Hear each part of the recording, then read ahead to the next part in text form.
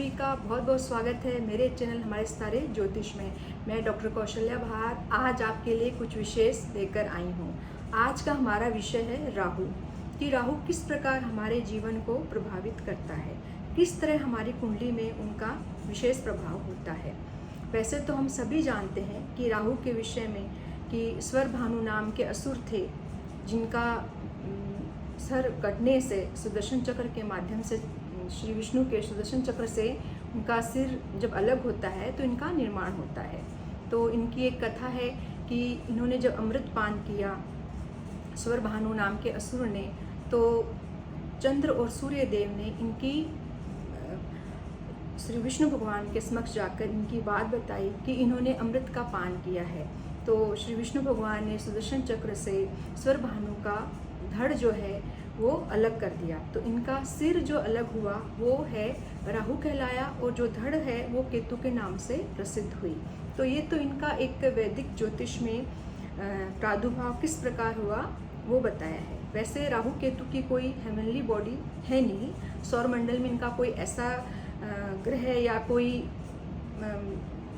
ठोस सबूत नहीं मिलते हैं राहु केतु के, लेकिन ये है, इनका प्रभाव होता है। तो हमें इन्हें अलग तरीके से हम समझ सकते हैं कि राहु केतु का निर्माण कैसे होता है। जब पृथ्वी अपनी धुरी पर चक्कर लगाती है, अपने पथ पर चक्कर लगाते हुए अपनी धुरी पर घूमते हुए जब सूर्य की परिक्रमा करती है तो वह एक पाथ का निर्माण करती है। उसी तरह चंद्रमा भी पृथ्वी का उपग्रह है, वो अपनी धुरी पर चक्कर लगाता हुआ पृथ्वी का अपना एक चक्कर पूर्ण करता है एक साल में। तो इनके जो पाथ निर्माण होते हैं, जब ये पथ आपस में जब कट होते हैं, मतलब कटते हैं ये पथ, तो इनका जो नॉर्थ नोड होती है वो राहु कहलाती है, और जो साउथ नोड होता है वो केतु कहलाता है। तो इस तरह से हम समझ सकते हैं कि राहु केतु का निर्माण होता है। राहु केतु जो होते हैं वो विशेषकर राहु के बारे में आज हम बात कर रहे हैं। तो राहु जो होता है वो छाया ग्रह होता है, उसका वैसे कोई वजूद नहीं होता है, लेकिन वो फिर भी हमें प्रभावित करता है। जिस प्रकार से छाया हमारे साथ चलती है लेकिन उसका कोई अस्तित्व नहीं होता है, उसी तरह से राहु का भी कोई अस्तित्व नहीं होता है, लेकिन वह पूरी तरह से हमारी कुंडली को या हमारे जीवन को पूरी तरह से वह प्रभावित करता है। आज हम इसी विषय में जानकारी प्राप्त करेंगे कि राहु हमारी कुंडली के 12 भावों को किस प्रकार प्रभावित कर रहा है। तो राहु की जब बात चलती है तो इनका निर्माण जो है या प्रादुर्भाव जो हुआ है वो छल के माध्यम से हुआ है। तो इन्हें हम एक छलिया ग्रह की उपाधि भी देते हैं कि राहु जहाँ बैठ जाते हैं या जिस भाव में बैठते हैं तो वहाँ उन भावों संबंधित वह छल प्रपंच करने में माहिर होता है। ऐसा राहु देव जो हैं उनको वैसे देव नहीं कहा गया है, नवग्रह में इनको शामिल किया गया है, और ये असुर प्रकृति के होते हैं। इनकी जो दशा है वो 18 वर्ष चलती है। इनका जो धातु है वो लोह है, और इनका जो रंग होता है वो नीला और भूरा माना गया है। इनका जो समय है वो मध्य रात्रि का समय माना जाता है, मतलब मध्य रात्रि में ये बलि होते हैं। और इनकी जो दशा है वो 18 वर्ष चलती है। इनके जो चलने की जो स्थिति है वो वक्र है, मतलब ये उल्टे चलते हैं। जब राहु चलेंगे तो उल्टे चलते हैं। तो ये सब तो हमने जानकारी दी कि राहु का किस प्रकार का प्रभाव है, या क्या है इनके विषय में, हमने किस तरह से इनके विषय में जानकारी दी है, क्या है इनका हमारे जीवन में, किस तरह से ये हमें प्रभावित कर सकते हैं। लेकिन आज हम ये जानेंगे कि राहु कुंडली को किस तरह से प्रभावित कर रहे हैं। तो राहु देव जो होते हैं वो मिथुन राशि में उच्च के होते हैं और धनु राशि में नीच के माने जाते हैं, और शुक्र और शनि के साथ इनकी मित्रता रहती है, बाकी ग्रहों के साथ में इनकी मित्रता अत्यधिक नहीं रहती है। चंद्र और सूर्य इनके शत्रु ग्रह माने जाते हैं। जब इनके साथ में आते हैं या इनके साथ ही युति बनाते हैं, दृष्टि संबंध बनाते हैं, तो ये अच्छे परिणाम नहीं देते हैं। ये तो हुआ राहु देव का परिचय। तो बात करेंगे कि लग्न में यदि राहु आ जाता है तो किस प्रकार हमारी कुंडली को प्रभावित करता है, या हमारी पर्सनालिटी को, हमारे व्यक्तित्व को राहु किस तरह से प्रभावित करेगा। राहु का वैसे कोई वजूद नहीं है, ये छाया ग्रह है। और राहु जो होते हैं एक धुएं के समान होते हैं, क्योंकि जब सुदर्शन चक्र से स्वर भानु असुर का जब सर अलग हुआ धड़ से, तो मस्तिष्क जो था वो राहु के हिस्से में आ गया और धड़ जो केतु के पास रह गई। तो राहु के पास मस्तिष्क बहुत होता है, मतलब इतना दिमाग होता है कि इनको ये पता रहता है कि हमें किस तरह से क्या कार्य करना है, अच्छे अच्छे मतलब तिकड़म लगाना, कहाँ से पैसे हमें चाहिए, किस तरह से हम पैसे कमा सकते हैं, ये सब राहु के अंतर्गत आता है। राहु एक धुआं है जो ऊपर की तरफ उठता है। राहु कल्पनाओं में जीना पसंद अधिक करते हैं, राहु देव जो होते हैं वो। और राहु जो होता है वो एडिक्शन का भी कारक होता है। राहु देव की जो वास होता है या स्थिति होती है, इनके अंतर्गत क्या क्या क्षेत्र आते हैं, जो नशे हैं, जो एडिक्शन है, वो राहु देव के अंदर आते हैं। जुआ, सट्टा, लॉटरी और लकड़ी संबंधित जो व्यवसाय होते हैं, इन सब जगहों में राहु वास करते हैं। या ये समझ लीजिए कि ये जो व्यवसाय होते हैं वो राहु के अंतर्गत ही आते हैं। इन जो पब्स होते हैं जहाँ पर नशा किया जाता है, जहाँ पर शराब परोसी जाती है, या पब्स हाउस जो होते हैं, यहाँ पर राहु का वास रहता है। मतलब जो भी 2 नंबर के काम होंगे, जो झूठ, जालसाजी, ये सारे कार्य जो होते हैं, ये सब राहु देव के अंतर्गत में आते हैं। तो करीब करीब हमने समझ तो लिया कि राहु किस प्रकृति के होते हैं, पर अब हम जानेंगे कि लग्न में राहु का क्या प्रभाव होता है। तो हम बात करेंगे लग्न की, कि लग्न में यदि हाँ, अगर आपको एक बात और है कि अगर मेरा वीडियो आपको अच्छा लग रहा है तो आप इसे लाइक कीजिए, शेयर कीजिए और कमेंट्स करना बिल्कुल भी न भूलें, और सब्सक्राइब करना भी बिल्कुल न भूलें। अब बात करेंगे कि लग्न में, कि लग्न में अगर राहु देव आ जाते हैं तो राहु किस प्रकार का प्रभाव देंगे हमें। लग्न जो है ये मेष राशि है। यहाँ पर लग्न में काल पुरुष की कुंडली में मेष राशि होती है। यदि यहाँ राहु आ जाते हैं तो किस प्रकार का प्रभाव देंगे। जब लग्न में राहु आते हैं तो हमारे व्यक्तित्व में राहु का राज होता है और राहु के पास बहुत मस्तिष्क होता है। जब लग्न में राहु आएंगे तो जातक या ऐसा राहु जो है वो काफ़ी कुशाग्र बुद्धि का हमें बनाता है। मतलब बहुत ही अच्छी तेज तरार दिमाग होता है ऐसे जातक के पास में जिसके लग्न में राहु होते हैं। और राहु जो होते हैं वो मिथुन राशि में उच्च के होते हैं और कन्या इनकी स्वराशि होती है। राहु की जब भी हम बात करते हैं तो राहु का बलाबल देखना चाहिए, कौन से लग्न की बात हो रही है, किस राशि में है और किस नक्षत्र के हैं। इन सब का विचार करके हमें को विषय पर या अपने परिणामों पर पहुंचना चाहिए, क्योंकि ये सब चीज़ें राहु की राशि, लग्न आदि बहुत अधिक महत्व रखते हैं।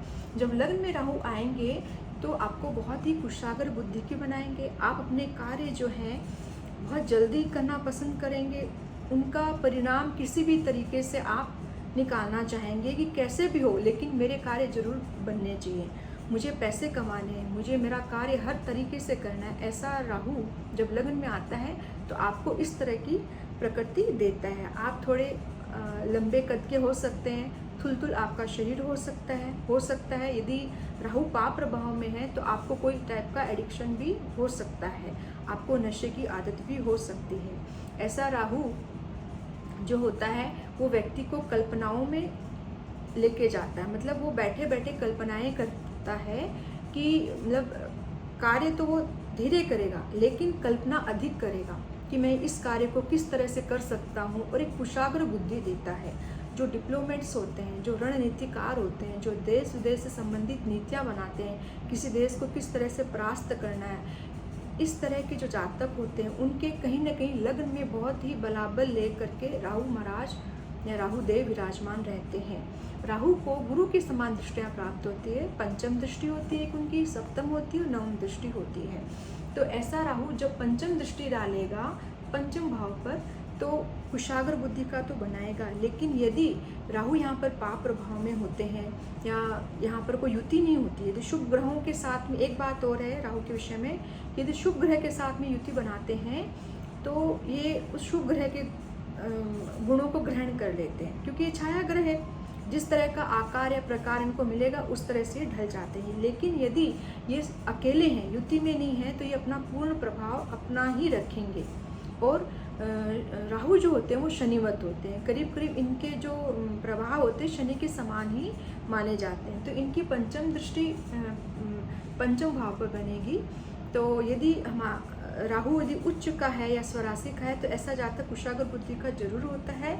और यदि यहाँ पर राहु पाप प्रभाव में है या समझ लीजिए बलाबल या नीच राशिगत है तो यहाँ पर जो शिक्षा का क्षेत्र होगा जातक का वो अधिक बहुत शिक्षित नहीं हो सकता है। कभी कभी उसे पढ़ाई करने में या शिक्षा ग्रहण करने में रुक रुक करके वो अपने पढ़ाई को पूर्ण करता है। संतान उत्पत्ति में भी ऐसा राहु बाधक होता है। आपकी जो बुद्धि होती है वो बहुत ही आप तिकड़मबाज तरह के या स्तर के आप जातक हो सकते हैं यदि लग्न में राहु पाप प्रभाव में है या बलाबल उसका कमजोर है तो। अब इनकी सप्तम दृष्टि पड़ती है सप्तम भाव पर। तो सप्तम भाव पर राहु की जब दृष्टि पड़ती है तो ये होता है हमारी पार्टनरशिप का हाउस एंड स्पाउस का घर भी होता है। तो आपकी स्पाउस के साथ जो एक अंडरस्टैंडिंग रहती है म्यूचुअल वो थोड़ी सी कम यहाँ पर देखी जाती है। और समटाइम्स पार्टनरशिप में भी ऐसा राहु कुछ प्रॉब्लम्स क्रिएट करता है यदि लग्न में राहु होते हैं तो। अब इनकी सप्तम और नवम दृष्टि जब भाग्य भाव पर पड़ेगी, यहाँ पर काल पुरुष की कुंडली में धनु राशि होती है और धनु राशि जो होती है वो राहु की नीच की राशि होती है। नवम पर जब राहु दृष्टि डालेंगे तो पहली बात तो ये कि आपको भाग्य जो साथ देगा वो हो सकता है थोड़ा देर से दे या भाग्य वृद्धि में आपके कुछ रुकावटें आएंगी। जो आप प्राप्त करना चाहते हैं हो सकता है वो समय लगाए, उसे प्राप्त करने में आपको समय लग सकता है या कुछ अड़चनें आ सकती हैं।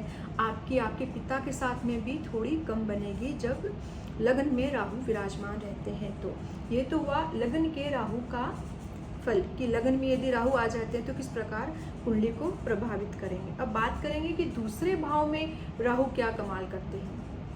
दूसरा भाव जो है वो शुक्र का है क्योंकि यहाँ पर वृषभ राशि होती है। वैसे तो राहु शुक्र के मित्र होते हैं तो यदि धन के घर में कुटुंब के घर में वाणी भाव में यदि राहु आते हैं तो किस प्रकार का प्रभाव देते हैं। ये ऐसे जातक जिनके राहु दूसरे भाव में होता है वो बहुत अत्यधिक फैशन परस्त देखे गए हैं, उन्हें सुंदर चीज़ों से बड़ा लगाव होता है और वो अपने शो ऑफ करने में भी खूब खर्चा करते हैं, दिखावा पसंद व्यक्ति होते हैं। और क्योंकि ये वाणी भाव भी है कुटुंब भाव भी है तो कुटुंब भाव में जब राहु बैठते हैं तो ऐसे व्यक्ति जो होते हैं जिनके दूसरे भाव में राहु होते हैं वो कुटुंब से विच्छेद करना अधिक पसंद करते हैं या हो सकता है कोई कारणवश उन्हें अपने कुटुंब से दूर रहना पड़ता है। और अच्छा भी ये है कि यदि दूसरे भाव में राहु हो तो ऐसे जातक को अपने कुटुंब से दूरी बना के रखनी चाहिए या कह सकते हैं कि ऐसा जातक जहाँ पर जन्म लेता है उससे दूर सुदूर विदेश में जा कर के सेटल हो तो बहुत अच्छा ऐसा राहु परिणाम देता है। और वाणी भाव में जब राहु आता है तो आप अचानक से हार्श वॉइस बोलते हैं, मतलब आपकी जो वाणी होती है वो दूसरों को तकलीफ या कष्ट पहुंचाने वाली हो सकती है। और धन संचय करने में कभी कभी ऐसे राहु कष्ट भी देते हैं। ये निर्भर करता है कि राहु किस राशि के हैं, आपका लग्न कौन सा है, उसके पश्चात ही ऐसे परिणाम हम देंगे कि राहु किस प्रकार का प्रभाव दूसरे घर में देता है। तो धन संचय करने में आपको कष्ट हुआ और आपको विदेशवास भी करवाता है ऐसा राहु और आपसे अत्यधिक खर्च भी करवाता है। मतलब आप जहाँ पे खर्च नहीं करना है वहाँ पर भी आप खर्च करना पसंद करते हैं यदि दूसरे घर में राहु आते हैं तो। अब इनकी दृष्टियों की बात करते हैं तो इनकी पंचम दृष्टि जो होगी 1 2 3 4 5 छठे घर पर पड़ेगी। तो छठे घर में जब राहु दृष्टि डालेंगे तो यहाँ पर कन्या राशि है, ये इनकी स्वराशि होती है। और वृषभ राशि के राहु हो गए या कहीं तो आपकी कुंडली में कौन सी राशि उस पर निर्भर करता है। लेकिन यदि छठे घर में जब राहु दृष्टि डालेंगे तो ऐसा जातक अपने शत्रुओं पर विजय प्राप्त करने में माहिर रहता है। लेकिन कभी कभी इनको पेट से संबंधित तकलीफें होती हैं या कुछ ऐसी बीमारियां होती है जो पकड़ में जल्दी से नहीं आती हैं। तो और इनकी जो सप्तम दृष्टि है वो अष्टम भाव पर आती है। अष्टम भाव पर जब दृष्टि आती है तो इन्हें इस तरह के लाइलाज रोग भी हो सकते हैं। और ये पैतृक संपत्ति का घर है, आपके दादा का घर है और आपकी रिसर्च का भी हाउस होता है। यहाँ पर जब राहु आते हैं तो आपको कभी कभी रिसर्च फील्ड में भी समय लगता है रिसर्च करने में। आपको पैतृक संपत्ति लेने में भी कष्ट देखे गए हैं। कभी कभी आपके जो बड़े बुजुर्ग हैं घर में, उनके साथ में भी आपकी बहुत ज़्यादा अच्छी नहीं बन पाती है, क्योंकि आपका वाणी पर नियंत्रण नहीं रहता है। और आपको अपनी लंबी बीमारियों से थोड़ा ध्यान रखना चाहिए। कोई क्रॉनिक डिजीज़ वगैरह हो तो उनका ट्रीटमेंट जल्दी लेना चाहिए। और आँखों में, क्योंकि हमारी आँखें, यहाँ पर अगर राहु वास करते हैं तो हमें आँखों से संबंधित भी कष्ट होते हैं, आँखों की कोई रोग हो सकते हैं, तो हमें इस चीज़ का विशेष ध्यान रखना चाहिए। बात है इनकी सप्तम दृष्टि की। अब इनकी नवम दृष्टि जो होगी कर्म भाव पर पड़ेगी। कर्म भाव पर जब दृष्टि पड़ेगी तो ऐसे राहु हमारे कामों को करने की जो एक स्पीड होती है वो थोड़ी स्लो हो जाती है। कभी कभी आप आलसी भी होते हैं और आपके काम करने का जो एक शैली होती है वो ऐसी होती है कि आराम से मेरे काम हो जाए, और कभी कभी अड़चने भी आती है, क्योंकि शनि का घर जब यहाँ पे राहु दृष्टि डालेंगे तो कामों में आपको अड़चने देंगे, और आपके पिता से आपकी कभी कभी दूरी भी हो सकती है। आपके कर्म जो होते हैं वो राहु प्रदान हो सकते हैं। हो सकता है कि आपकी जो इनकम है वो राहु प्रदान क्षेत्रों से आ रही है। वो लकड़ी का व्यवसाय हो सकता है, कोई एडिक्शन की चीज़ों का आप बिजनेस करते हो, बेवरेज जो होते हैं उनका बिजनेस भी आप कर सकते हो यदि राहु सेकंड हाउस में होता है। तो इन क्षेत्रों से आपको आय होती है यदि दूसरे घर में राहु होते हैं तो यहाँ पर आपके लिए राय होती है कि यदि सेकंड हाउस में राहु होते हैं तो आपको फॉरेन सेटल होने की कोशिश करनी चाहिए। तब ये ऐसे राहु अच्छे फल देते हैं। यदि आपके बाकी के ग्रह भी इसको सपोर्ट करते हैं तब ये बात हम कह सकते हैं। अब बात करेंगे कि राहु तीसरे घर में क्या प्रभाव डालते हैं। तीसरे घर में राहु की उच्च की राशि होती है, मिथुन राशि होती है, और आपके पराक्रम भाव में राहु आ गए। ऐसे जो राहु होते हैं तीसरे भाव में, राहु की प्लेसमेंट जब होती है तो ये सबसे अच्छी प्लेसमेंट मानी जाती है। कुंडली के 12 भाव में से सबसे अच्छी प्लेसमेंट की राहु की तीसरे घर में मानी गई है, क्योंकि ये पराक्रम भाव है। यहाँ पर जब राहु आते हैं तो आपके जो पराक्रम होते हैं या आपकी जो कार्य करने की जो शैली होती है उसमें राहु का बहुत अच्छे से स्तर देखा जाता है। आपके कार्य करने की जो शैली होगी वो आप इस तरह से करेंगे कि सामने वाले को पता भी नहीं चलता है, और आप उसके साथ में थोड़ा छल कर सकते हैं। मतलब आपकी बात करने की जो शैली होगी वो थोड़ी सी बटरिंग टाइप की हो सकती है। आप अपने काम निकलवाने में बहुत अधिक माहिर होते हैं, और आप सामने वाले को इतने अच्छे से लपेटे में ले सकते हैं कि उसको पता भी नहीं चलता है कि आप अपना काम निकलवा करके चले गए, और उस बंदे को पता भी नहीं चलता है। ऐसे राहु की जो प्लेसमेंट होती है वो ज़्यादातर राजनेताओं में देखी जाती है, क्योंकि वो जनता के सामने मीठे शब्दों में बात करते हैं और अपने कार्य निकलवाने में माहिर होते हैं। तो तीसरे भाव का जो राहु होता है वो बहुत अच्छा माना जाता है, इसकी प्लेसमेंट वेल होती है, और आपके जो भाई बंधु होते हैं उनके साथ में आपकी एवरेज बनती है, क्योंकि पराक्रम भाव जो है आपके काम का है, आपके भाई बंधुओं का है, आपके कार्य करने की शैली का है, और विदेश आदि का भी विचार हम विदेश यात्राओं का विचार भी हम तीसरे घर से करते हैं। तो यहाँ पर आप विदेश भ्रमण कर सकते हैं। आप उन मतलब विदेशों में जा कर के घूमने फिरने के आप शौकीन जरूर होते हैं। अब इनकी बात करेंगे दृष्टियों की। सबसे ये बात एक और है कि राहु किस राशि के, आपकी कुंडली में जो राशि है या नक्षत्र है या कौन सा लग्न है, इन सब पे आपके राहु के परिणाम निर्भर करते हैं। ये सिर्फ जनरल प्रेडिक्शंस हैं जो हम आपको बता रहे हैं। अब बात करेंगे कि राहु की दृष्टियों की। अब पंचम जो इनकी दृष्टि होगी 1, 2, 3, 4, 5 सप्तम भाव पर। तो सप्तम भाव पर जब राहु दृष्टि डालते हैं तो शुरू में मतलब आपकी शादी के पश्चात आपको शुरू में स्पाउस के साथ बना के रखने में या बना के चलने में थोड़ी सी प्रॉब्लम आ सकती है, लेकिन आपके पास इतना मस्तिष्क होता है या आपका इतना अच्छा मतलब लेवल होता है माइंड का कि आप किसी न किसी तरीके से एडजस्ट कर लेते हैं अपने हस्बैंड के या वाइफ के साथ में। तो यहाँ पर इसकी दृष्टि ऐसा प्रभाव डालेगी। थोड़ा थोड़ा पार्टनरशिप में भी आपको कभी कभी कष्ट या तकलीफें आती है जब राहु देव तीसरे घर में विराजमान होते हैं। तो ये तो हुई इनकी पंचम दृष्टि की बात। अब इनकी सप्तम दृष्टि जो है यहाँ पर आएगी नवम भाव में। तो नवम भाव में यदि सप्तम दृष्टि आती है तो ऐसे राहु जो होते हैं वो आपको यदि इनकी दशा या अंतर्दशा चले मान लीजिए, तो उसमें अचानक से आपको भाग्य का साथ मिलता है। कभी कभी ऐसा राहु आपके पिता से वियोग कराता है, पिता से आपकी दूरी भी हो सकती है, और किसी कारणवश आपके और आपके पिता के मतलब व्यवहार नहीं मिलते होंगे या विचारों में थोड़ी सी कमी या ज़्यादा देखी जाती है। ऐसा राहु कभी कभी पिता के स्वास्थ्य को भी खराब करने का सामर्थ्य रखता है। और यहाँ पर आप बहुत ज़्यादा धर्म को महत्व नहीं देते हैं। जब ज़रूरत पड़ी तब आप धर्म को मानेंगे या पूजा पाठ करेंगे, लेकिन यदि आपको ज़रूरत नहीं है तो आप विशेष इन क्षेत्रों में नहीं संबंध रखते हैं अपने। तो ये इनकी सप्तम दृष्टि का प्रभाव हुआ। अब इनकी नवम दृष्टि जो होती है 7, 8, 9 आय भाव पर पड़ती है। तो जो पराक्रम भाव में राहु हो गया तो आपके जो कार्य होंगे वो राहु प्रधान हो सकता है कि आप बेवरेज का बिजनेस करते हो या किसी एडिक्शन जैसे कि तंबाकू या वाइन एंड ऑल, इन सब के बिजनेस से रिलेट करते हो, वहाँ से आपकी आय हो सकती है। या इन क्षेत्रों में आप एम्प्लॉय हो सकते हो यदि राहु तीसरे घर में जब आता है। या आप राजनीति से भी, आप पॉलिटिक्स से भी जुड़े हुए बंदे हो सकते हो यदि राहु तीसरे घर में आता है। तो ऐसा राहु जो है इन सब क्षेत्रों से आपको आय कराएगा नवमी दृष्टि जब यहाँ पर राहु डालेंगे तो।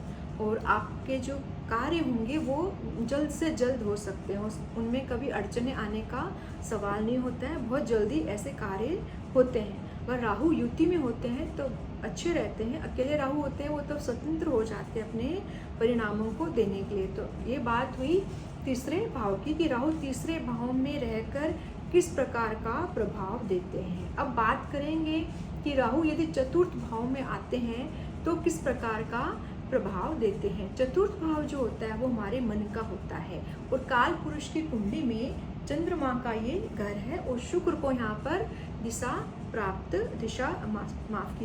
प्राप्त होती है। तो चंद्रमा के घर में राहु तो बहुत अच्छा कमाल नहीं करेंगे, क्योंकि चंद्रदेव और राहु देव की आपस में मित्रता नहीं है, शत्रुता होती है।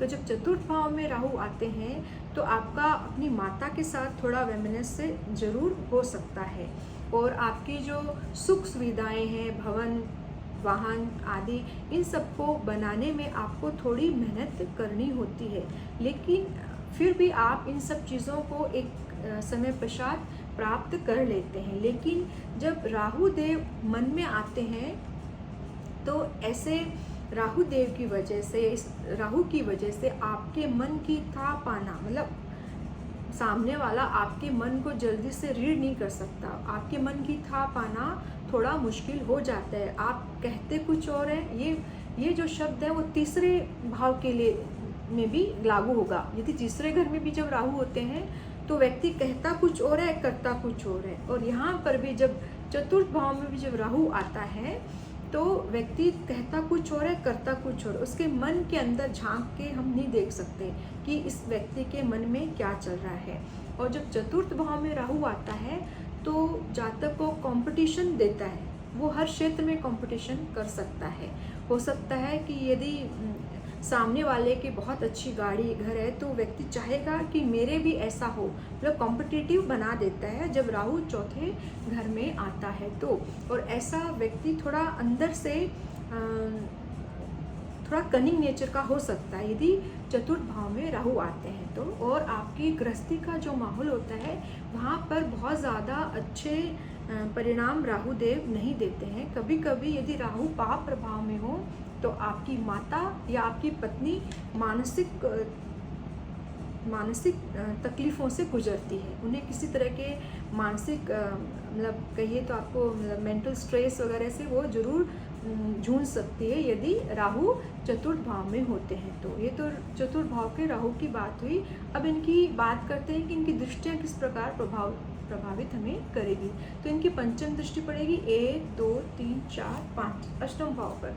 तो अष्टम भाव में जब राहु दृष्टि डालेंगे तो आपको मतलब आपके जो कार्य जो होंगे वो गुप्त हो सकते हैं, और आपको पैतृक संपत्ति प्राप्त करने में भी कुछ कुछ कष्ट प्राप्त कभी कभी होते हैं। और ये आपकी रिसर्च का फील्ड भी है या हायर एजुकेशन भी कह सकते हैं। वहाँ पर जब राहु दृष्टि डालते हैं तो आप जो सोचते हैं, जो एजुकेशन लेना चाहते हैं, वहाँ पर आपको थोड़े कष्ट देखे जाते हैं इनकी पंचम दृष्टि से। अब बात करेंगे इनकी सप्तम दृष्टि की। सप्तम दृष्टि राहु जो है वो दशम भाव पर डालेंगे, जो शनि का घर है।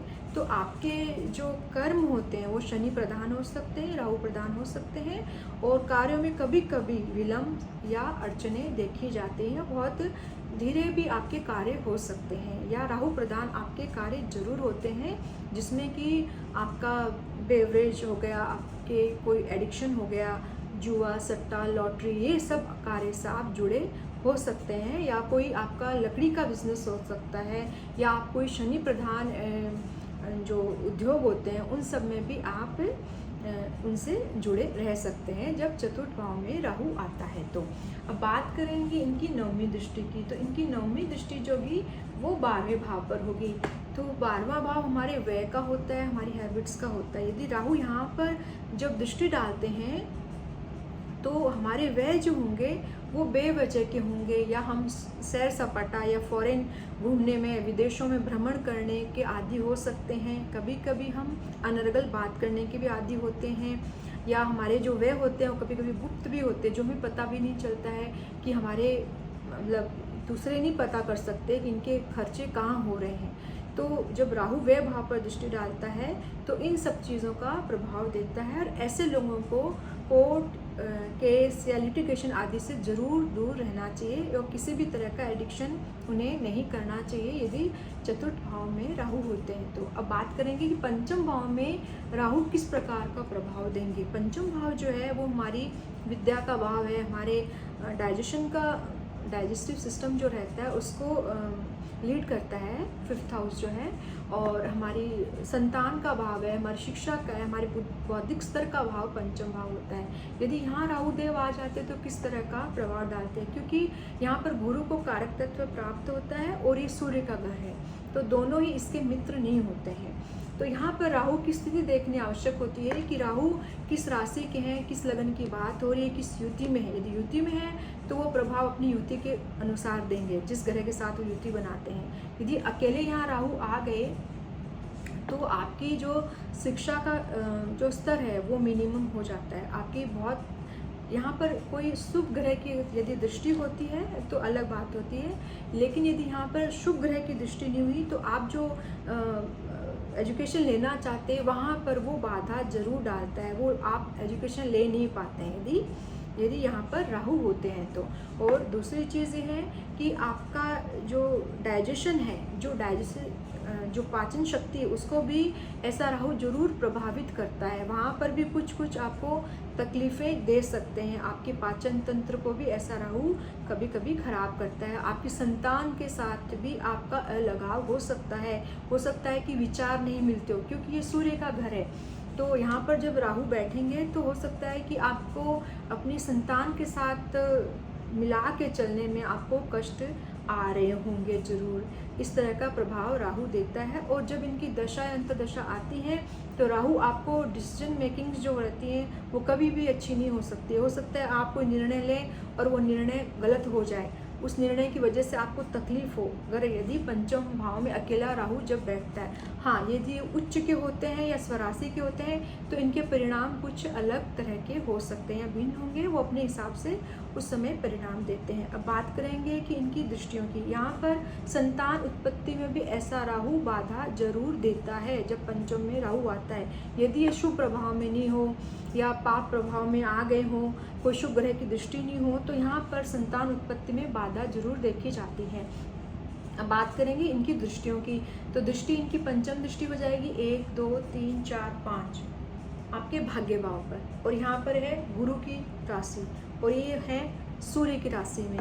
तो ऐसा राहु आपको, इनका जो पीरियड चलता है, इनकी दशा चलती है, तब ये बहुत ज़्यादा प्रभावित करते हैं। मतलब कि आपको अपना भाग्य बनाने के लिए बहुत तकलीफ़ें सहन करनी पड़ती है। आप अपने कार्य नहीं बना पाते हो, आप अपना भाग्य प्रबल नहीं कर पाते हो। यदि इनका दशा या इनकी अंतरदशा यदि चल रही है, इनका कोई पीरियड चल रहा है राहु का, तो ऐसे आपको तकलीफ होगी। और यहाँ पर यदि कोई शुभ ग्रह है या शुभ ग्रह की कोई दृष्टि है तो इनके प्रभावों में निम्नता आ जाती है, या कुछ आपको स्ट्रगल्स, अपना भाग्य बनाने में स्ट्रगल थोड़ी कम करनी पड़ती है। आपके पिता से भी आपका वियोग हो सकता है कि आपके पिता हैं नहीं, यदि हैं तो वो आपको ज़्यादा सपोर्ट नहीं कर पा रहे हैं, किसी तरह से आपकी मदद नहीं कर पा रहे हैं यदि पंचम का राहु होता है तो। अब बात करेंगे इनकी सप्तम दृष्टि की। तो सप्तम दृष्टि आय भाव पर पड़ती है, तो ऐसा राहु जो होता है वो आपको आपकी आय मिनिमम कर सकता है, या जो आप आय प्राप्त करना चाहते हैं उसे रेगुलेट होने में समय लगता है। जब आप चाहते हैं उतना आपको मिल नहीं रहा है, मतलब असंतोष की भावना यहाँ पर राहु जरूर जगाते हैं आय को लेकर, आपके प्रॉफिट्स को लेकर के। या हो सकता है आपके शनि प्रधान क्षेत्रों से आपकी आय हो रही है बट वो रेगुलर नहीं हो रही है, उसमें कुछ ऑब्स्टेकल्स ज़रूर आते हैं जब पंचम भाव में राहु होता है तो।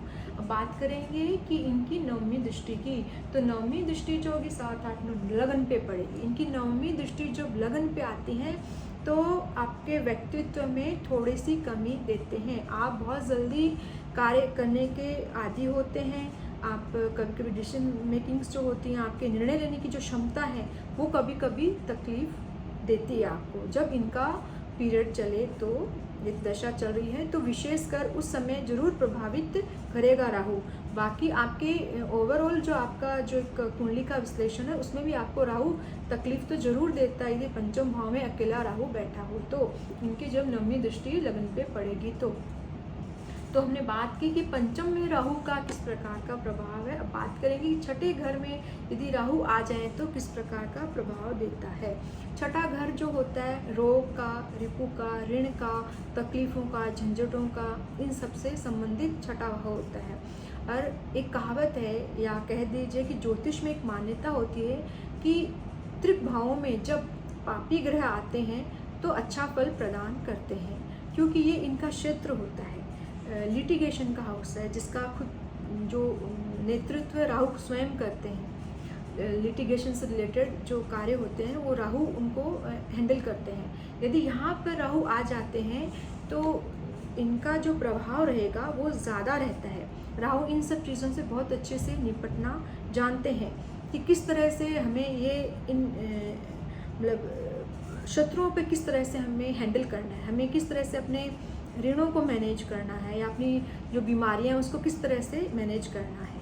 तो ये बहुत अच्छी तरीके से राहु यहाँ पर उनको मैनेज कर लेते हैं। लेकिन मेरा एक अनुभव है कि जब छठे घर में राहु होते हैं, उनकी यदि दशा अगर आ जाए, उनकी महादशा चले, तो ऐसे राहु आपको कोर्ट केसेस में फंसाते हैं, आपको लिटिगेशन से जोड़ देते हैं। जिनकी दशाएं जब चलती हैं तो यहाँ पर वो बहुत अच्छे परिणाम नहीं देंगे, रोग बढ़ाएंगे, लेकिन फिर भी एक स्तर पर आप उन सब चीज़ों से निपटना भली प्रकार जानेंगे जब छठे घर में राहु आते हैं। तो ये आपको कुछ विशेष तरह की क्रोनिक डिजीज देते हैं जिनका कुछ पता नहीं चलता है, लेकिन हम उन पे बेवजह के खर्चे करते रहते हैं और बहुत लेट जा कर के डायग्नोसिस होती है वैसी बीमारियां यदि छठे घर में राहु आते हैं तो। अब इनकी दृष्टियों की बात करेंगे तो इनकी पंचम दृष्टि होगी 1, 2, 3, 4, 5 कर्म भाव पर। तो आपके जो कर्म होंगे वो राहु प्रदान हो सकते हैं। आपको जल्दी से किसी से मतलब झगड़ा करना आपकी प्रवृत्ति हो सकती है। आपके कार्य करने में कुछ अड़चनें जरूर आएंगी, क्योंकि ये शनि का घर है। यहाँ पर शनि को मकर राशि प्राप्त होती है तो आपको मेहनत करवाते हैं, आपके कामों में कुछ अड़चनें डालते हैं। छठे घर के जब राहु होते हैं तो आपका जो कार्य करने की जो शैली होती है वो बहुत ज़्यादा आप मेहनती नहीं हो सकते कभी कभी जब छठे घर में राहु होता है। तो आपकी जो एनर्जी है वो गलत कामों में चली जाती है, वहाँ पर आपका ज़्यादा व्यय होने लगता है। अब इनकी सप्तम दृष्टि की बात करेंगे 12वें घर में, तो 12वां घर है व्यय का। तो इनके जो खर्चे होंगे वो रोग पे और आपके जो लोन्स रहते हैं या कोई लिटिगेशन है उन सब में आपका खर्चा होता है। हो सकता है समटाइम्स कि आप किसी तरह का एडिक्शन आपको हो, यदि छठे घर में राहु होते हैं तो एडिक्शंस भी देते हैं। लेकिन कभी कभी छठे घर का राहु आपको विदेश में भी सेटल करता है, विदेश से भी आपको जोड़ता है, आपकी विदेश से भी इनकम करवाता है यदि छठे घर का राहु हो तो हमने बात की कि लग्न से लेकर छठे घर तक राहु का क्या प्रभाव होता है। एक बात है कि यदि आप राहु से पीड़ित हैं या राहु का पीरियड चल रहा है या उसकी महादशा चल रही है जो आपके फेवर में नहीं है, तो सबसे अच्छी बात तो ये है कि आप रोज़ सरस्वती चालीसा का पाठ कीजिए नियमित रूप से, और आप जौ के आटे की गोलियां बनाइए और अपने सिर के ऊपर से एंटी क्लॉकवाइज मतलब उल्टा 18 बार वार करके तालाब में डालिए जहाँ पर मछलियाँ होती हैं, और फिर राहु के परिणाम देखिए, आपको ज़रूर इनमें इनकी तकलीफ़ों से मुक्ति मिलेगी। ये तो हो गया राहु का उपाय। यदि राहु का पीरियड चल रहा है, वो फेवर में नहीं है हमारे, तो हमने उपाय आपको बताया है। और राहु जो होते हैं वक्री होते हैं, उल्टे चलते हैं, तो इनका जो भी हम उपाय करते हैं वो उल्टे वारने ही चाहिए, तब वो सही फल देते हैं। तो हमने आज जाना कि लग्न से लेकर छठे भाव तक राहु का क्या प्रभाव होगा, और सप्तम से लेकर 12वें भाव तक राहु का क्या प्रभाव होगा वो हमारे अगले वीडियो पार्ट 2 में हम बताएंगे। तो आशा करती हूँ कि आपको मेरी ये जानकारी अच्छी लगी होगी। यदि आपको मेरी जानकारी अच्छी लगी है तो आप मेरे चैनल को सब्सक्राइब करना बिल्कुल भी न भूलें, और तब तक के लिए नमस्कार।